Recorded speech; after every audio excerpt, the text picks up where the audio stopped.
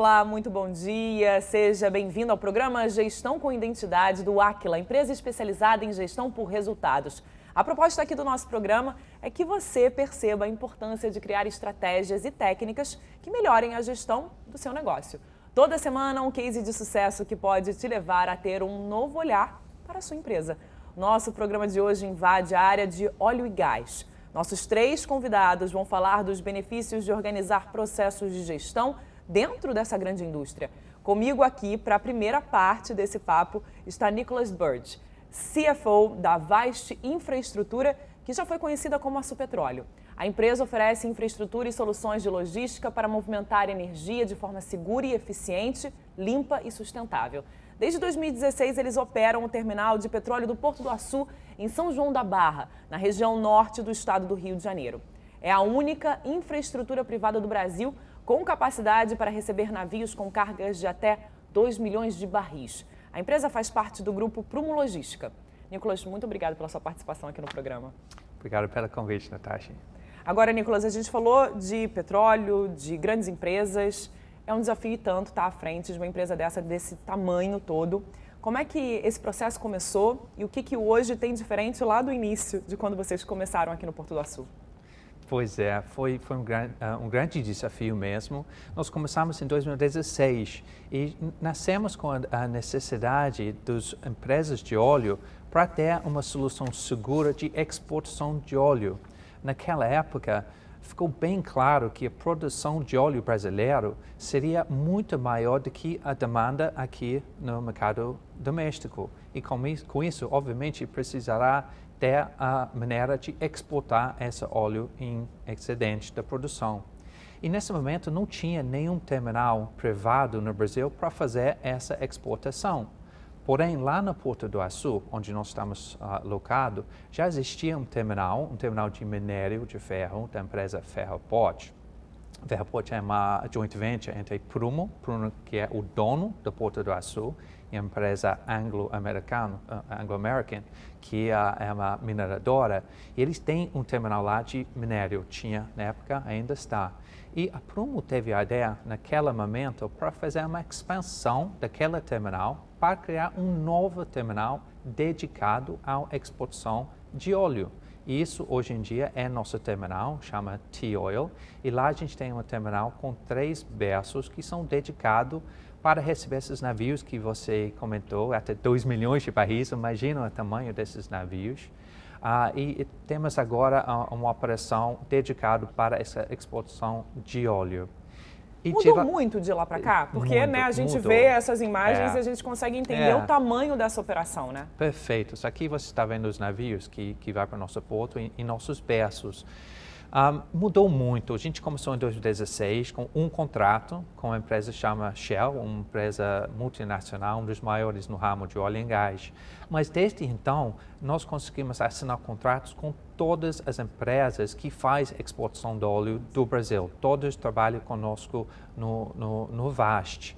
E ao longo desse tempo, a gente conseguiu aumentar o número de operações em mais de 50% todos os anos até hoje. E se você olhar no ano passado, 2021, por exemplo, através do Porto Açu, nós exportamos mais de 25% de todo o óleo exportado do Brasil. Então, realmente mudou muito de lá para cá. Mas a gente tem expectativa de mudar muito mais para frente também, porque a expectativa de produção de óleo brasileiro também a gente tem expectativa de aumentar muito nos próximos anos também. Aumenta a produção, aumenta o negócio, né? Exatamente. E aumenta o volume de trabalho que é preciso ser feito. E vocês tiveram uma grande mudança agora. Vocês começaram com a Supetróleo, mudaram para a Vast, e mudaram até a tagline, eu vou ler aqui para eu não falar uma besteira, abrindo horizontes para a energia. Isso representa uma mudança de estratégia, inclusive na história de vocês? Porque, como você falou, tem aí a perspectiva de aumento na produção e automaticamente um aumento no trabalho para vocês, né? Perfeito. Então, como eu falei, a gente nasceu como uma empresa localizada só no Porto do Açu, foco totalmente no Porto do Açu e foco também totalmente em óleo cru e exportação de óleo cru.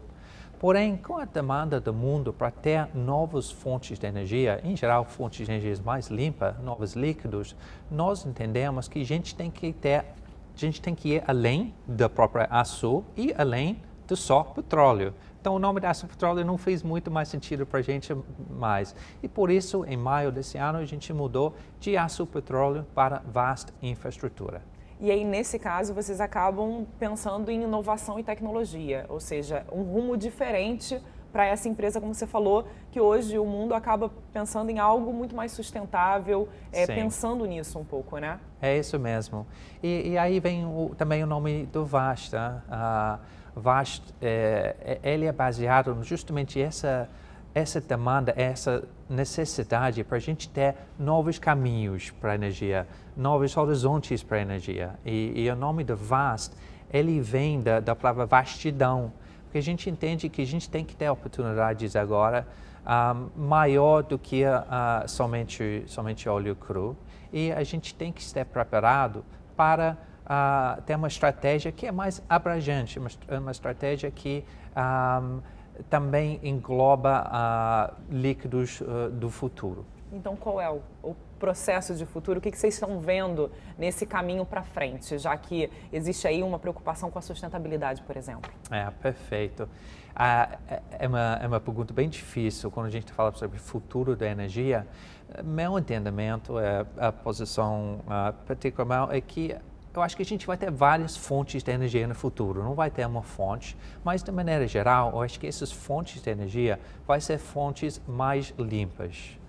Porém, essa vai ser uma transição, a gente vai precisar passar para uma transição energética para chegar nessas fontes de energia do futuro.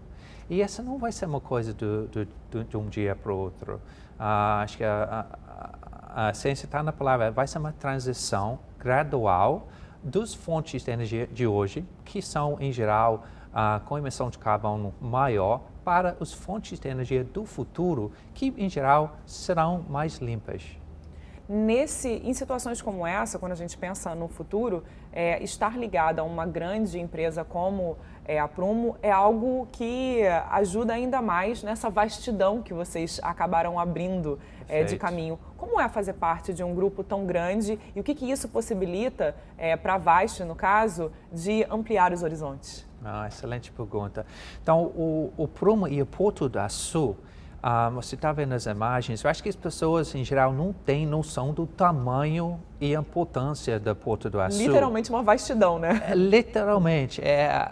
O tamanho lá do porto, para ter uma ideia, uma referência, ele é maior do que a ilha de Manhattan. Então, o espaço lá é enorme. A infraestrutura é de primeiríssimo mundo. E eu acho que as pessoas não entendem ainda a importância dessa, não só para a região norte do Rio de Janeiro, mas também para todo o Brasil. Para te dar uma ideia, você mencionou, já é uma infraestrutura, um dos maiores infraestruturas portuários no país. Para te dar alguns exemplos, lá dentro do Porto do Açu, a gente já tem essa terminal de minério de ferro, que eu comentei, que já é a terceira maior terminal de minério de ferro do Brasil. Tem o próprio Vast, que, como eu falei, nós somos responsáveis por mais de 25% de toda a exportação do óleo brasileiro. A gente tem uma empresa que chama GNA, o Gás Natural Açu. A GNA tem um parque térmico que é a maior da América Latina. Tem outras empresas lá terceiras que não faz parte do grupo também. Por exemplo, tem uma empresa americana, Edson Schwest, que tem dentro do porto base de apoio offshore, que é a maior base de apoio offshore no mundo. Então, tem empresas de grande porte lá. E se você soma toda essa movimentação que acontece lá no porto, o Porto do Açu já é a terceira maior porto em termos de movimentação de cargo no Brasil. E acho que as pessoas não entendem isso. E isso, obviamente, traz enormes vantagens e benefícios para o pessoal que mora naquela região e para as comunidades locais e para a gente na Vast. Economia, né, de uma maneira geral. De maneira geral também. E também é um porto de entrada do Brasil para o resto do mundo. O porto é um porto com padrões internacionais de gestão e de qualidade. Então, é um porto do Brasil para o resto do mundo. E você perguntou para a gente, para a Vast, o que significa para a gente?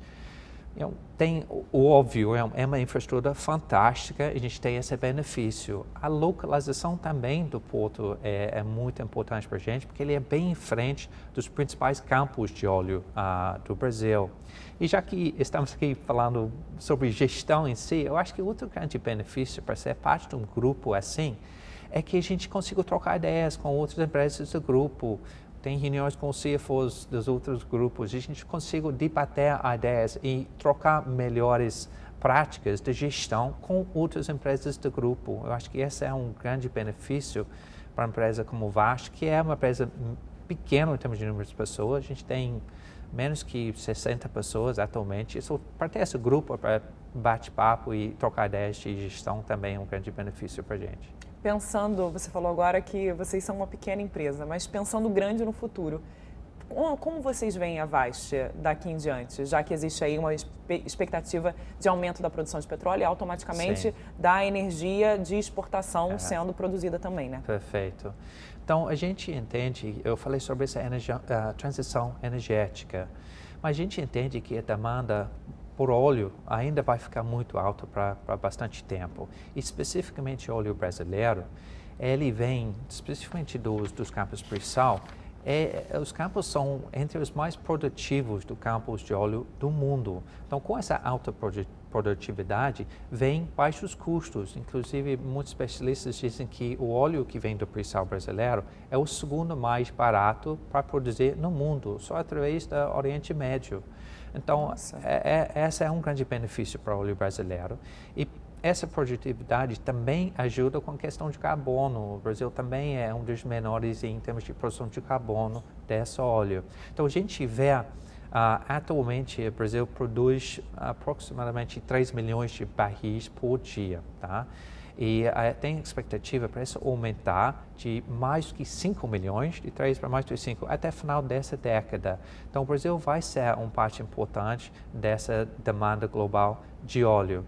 Mas algo que ficou latente ainda com a guerra e etc., que é preciso ter outros países também fazendo essa produção, né? Perfeito, perfeito. Então, o Brasil ficou muito atraente. Recebemos, reportado lá, que recebemos vários pedidos dos países do mundo para tentar aumentar a nossa produção. Infelizmente, a produção brasileira não é uma torneira. A gente não pode ligar e desligar a produção brasileira, é uma coisa gradual, e por isso esse aumento ao longo da década, chegando lá nos 5 milhões de barris, pouco mais de 5 milhões de barris é a expectativa, mas é importante. Mas a Vast está pensando além só da exportação. A gente tem um investimento planejado para construir um parque de tankagem no porto, naquela área retroárea que a gente tem lá, e também oleodutos que vai interligar o terminal para as refinarias do Rio de Janeiro e Minas Gerais. E a ideia, através desse projeto, é para ter uma entrada de óleo cru muito mais eficiente para as refinarias de Minas Gerais e do Rio. Mas a gente falou sobre a mudança do nome do Vast. A gente também estamos pensando além de líquidos de óleo. Nós entendemos que vai ter líquidos do futuro, líquidos diferentes. Então, nós estamos também olhando investimentos em infraestrutura para oferecer serviços de estocagem, logística dos outros líquidos, esses líquidos do futuro que eu falei. E a gente não sabe exatamente quais vai ser esses líquidos do futuro. Com certeza vai ser líquidos que são mais limpos, mais verdes. E nós entendemos que a Vast está muito bem posicionado para oferecer serviços cada vez mais sustentáveis para a movimentação desses líquidos, não só os líquidos de hoje, mas também para esses líquidos do futuro. Então, essa é a nossa estratégia para ser preparado para esse futuro de líquidos mais verdes e melhor para o mundo. Nicolas, eu acho que o nosso assunto continuaria muito, mas eu preciso te agradecer muito pela participação e por trazer um pouco do que é a economia do petróleo no país e a sua importância e automaticamente a importância para a Vast. Muito obrigada. Obrigado a você, foi um prazer.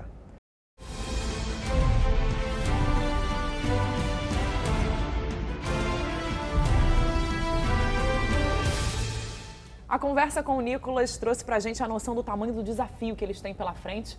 Agora a gente traz para o debate outras duas pessoas que têm ligação direta na empresa com os impactos de uma gestão eficiente. Ao meu lado, Mariana Begossi, gerente financeira da Vast Infraestrutura, e Marcelo Fernandes, gerente de compras e administração contratual. Muito obrigada pela participação de vocês aqui no programa. Obrigada pela Nós que agradecemos. Mariana, eu vou começar com você porque o processo ali de parceria entre o Aquila e a Vast começa em 2019. E aí vocês têm como foco o setor de compras e também o setor de finanças, a parte administrativa e financeira da empresa.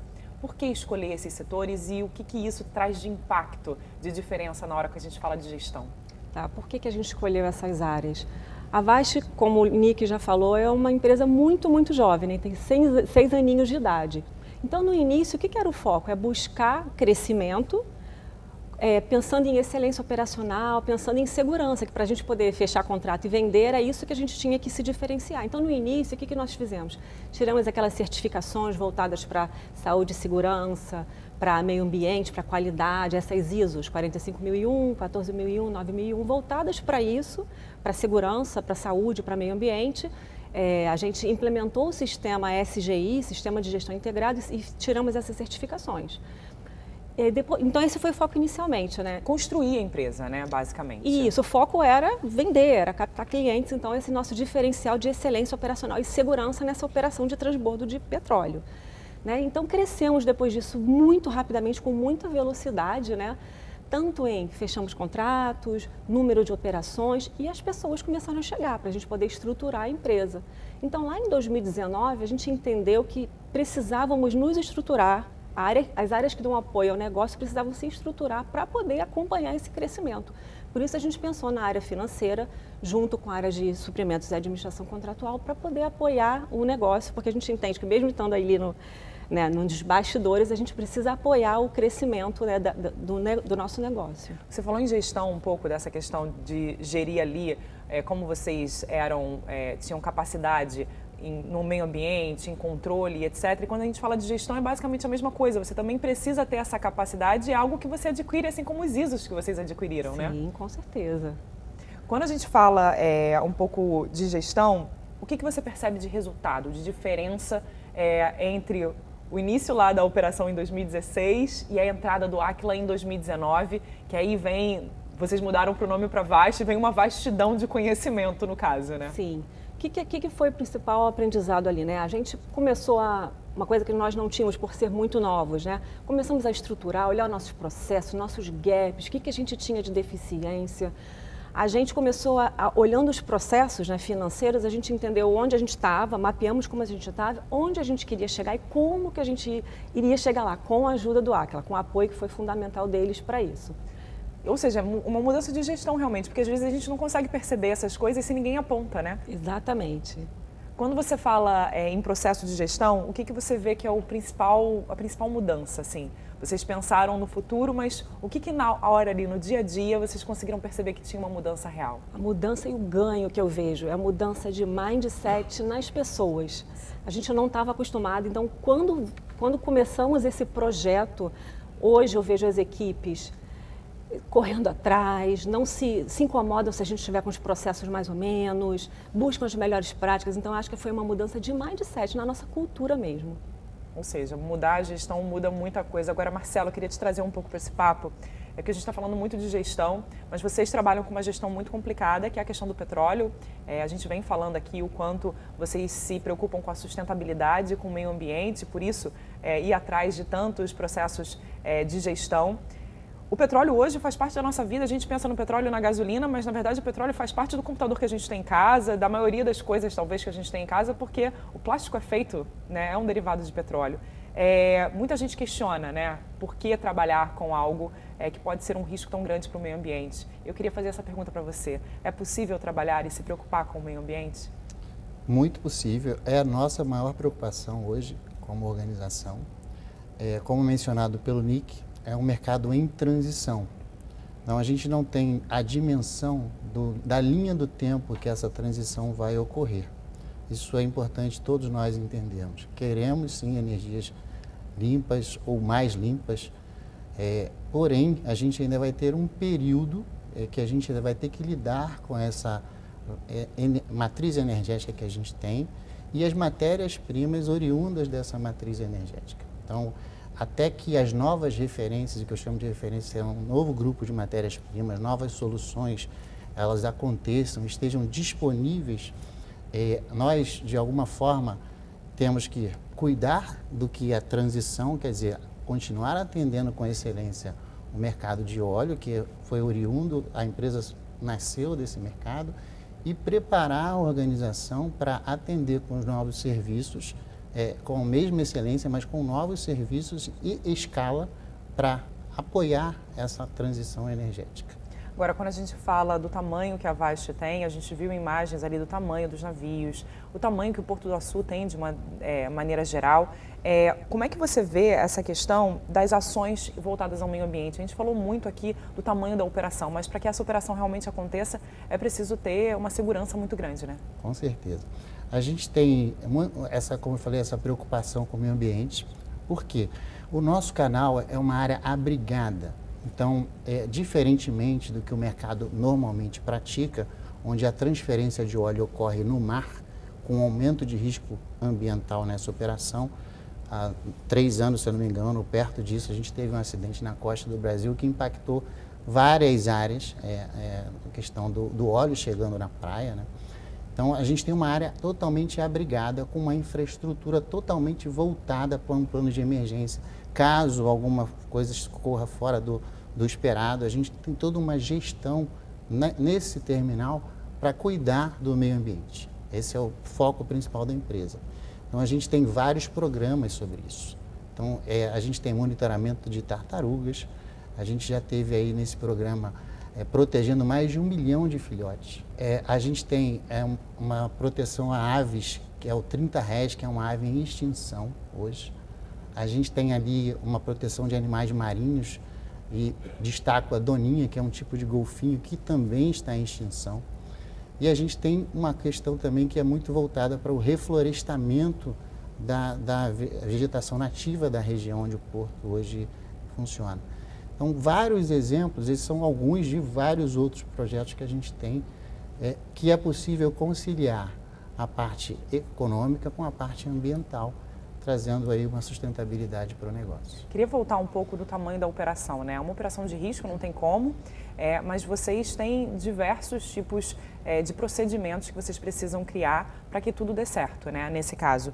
E aí, são serviços delicados, demandam um alto padrão de gestão ali nesse caso. Como é que é feito essa barreira de segurança quando há essa troca de navios e esse petróleo está saindo de um lado para o outro? Eu queria que você explicasse um pouco para o telespectador como é que isso funciona na realidade. São boias realmente em volta? Como é que vocês conseguem dar conta de algo que tem um padrão tão complicado de gestão? A gente tem um plano de emergência que, quando a operação está ocorrendo, a gente tem barcos, diferentes tipos de barcos de apoio a essa operação de transferência de óleos entre os navios maiores. Então, a gente tem um barco de apoio que faz o transporte, do mangote que faz a transferência.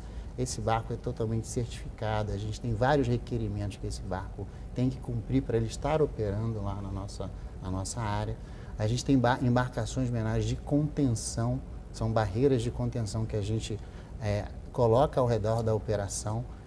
Caso aconteça alguma coisa, não é esperado, porque todo o procedimento cuida para que não aconteça.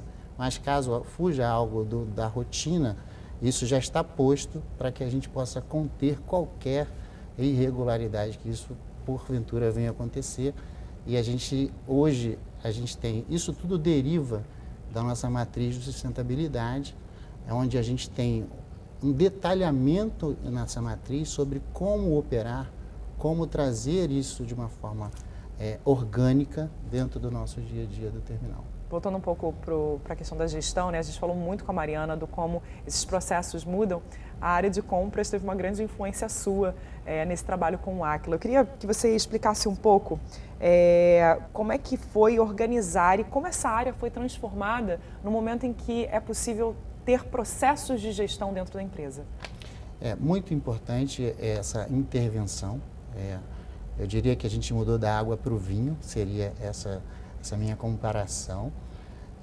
O que possibilitou foi, primeiramente, identificar os nossos gaps, mapear aquilo que a gente, porventura, a gente não estava fazendo com excelência. Alguém com apontando o dedo, né, no problema. E às vezes você tem que estar aberto para poder entender e tocar na ferida e corrigir aquilo. E foi o que nós fizemos com o apoio da Aquila. Então, atuando nos gaps, a gente melhora a nossa eficácia, a gente melhorou muito essa questão. E a área de compras, que até então a gente conhece um pouco no mercado como uma área meramente transacional, de emissão de contratos e pedidos, ela passa a ter uma visão mais estratégica no negócio, passando a um conceito mais moderno de business partner, onde a gente, ao invés de atender no momento da demanda, a gente antecipa a demanda, a gente discute a demanda, a gente identifica potenciais melhorias e então a gente vai para o processo de aquisição.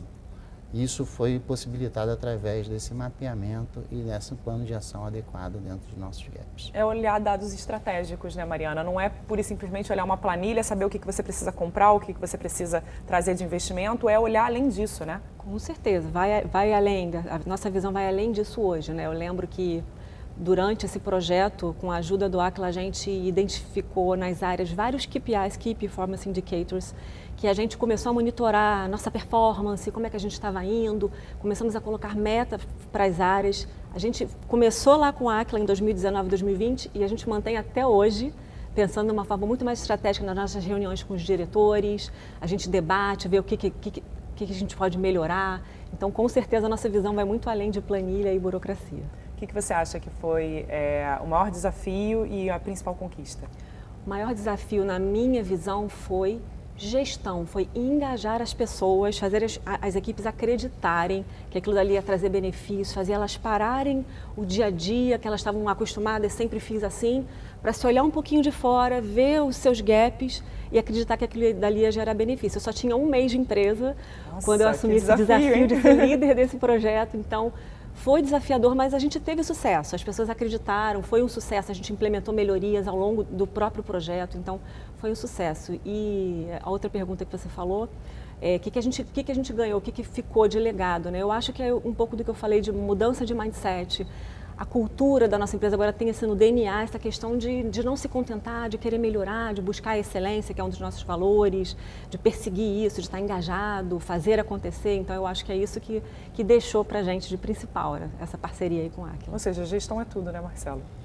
É tudo e mais um pouco, eu diria. Eu acho que num mundo onde você tem uma empresa em escala crescente de negócios, se você não acomodar essa escala, a tendência de você não prestar um bom serviço, ela é um risco do negócio. Você pode passar do tempo ou você pode Exato. Retroceder, né? Não chegar àquilo que você quer. Então, eu destaco aqui o apoio da diretoria da empresa em entender aquele momento e apoiar essa implementação junto com a Aquila, porque com esse apoio veio uma mensagem corporativa de que nós precisávamos nos mover e fizemos dessa forma.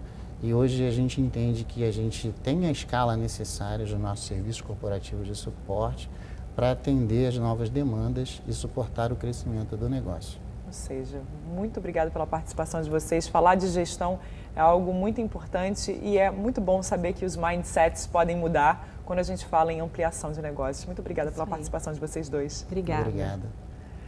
O Gestão com Identidade fica por aqui. Nossos encontros, você sabe, é sempre aos sábados, aqui na tela da Band. Você também pode rever todos os outros episódios acessando o canal do Aquila no YouTube. Siga o Aquila também nas redes sociais. Te esperamos no próximo sábado. Até lá!